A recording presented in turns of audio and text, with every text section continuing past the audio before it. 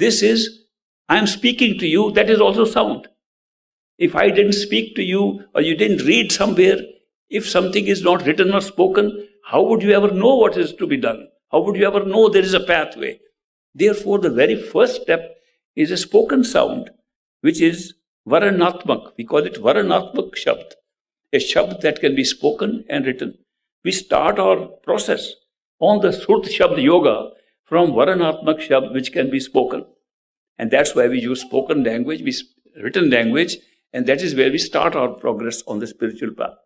But as soon as we are able to put our attention inside, we again use Varnathmak by way of Sibran or mantra, which are again spoken words.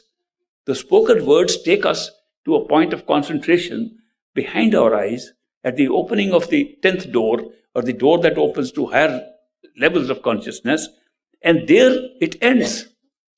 This spoken word is not useful nor needed. After that, the spoken word is to collect ourselves at the gateway to our eternal pathway to our home, and then we switch over to a sound that can be heard but cannot be really written down or spoken in an ordinary Varnathmak way. Then we call it Dhunathmak Shabd. That means a sound that is purely sound but not language as we know it. That Dhunathmak sound takes us higher up into the causal plane. In the causal plane, that sound also, which we pick up here, is no longer needed after that. Because the causal plane picks up a different kind of sound, which is a sound that has no beginning and no middle, no end. It is a continuous sound as if it is the creative power itself. We don't know how to call that sound. We sometimes call it the Anhad Shabd. That means Shabd with no boundaries, Shabd with no beginning and no ending. Sometimes we call it Om, the sound of Om, which is not actually the word O-M or Om. When people are reciting Om in the temples or in the monasteries, which I visited, they try to imitate the Anhad Shabd. That means this Shabd with no beginning and no ending. So they will start off starting with a very low sound as if it is coming from somewhere else. Then they go on like this, trying to imitate a sound that has no beginning and no end, which is what is developed in the causal plane, and that takes us right to the top of the causal plane, and we call it Anhad Shabd. Now imagine, we have already switched from Varnathmak Shabd to Dhunathmak Shabd to Anhad Shabd. It's no longer needed after that because there is no space or time or air there. None of these will work.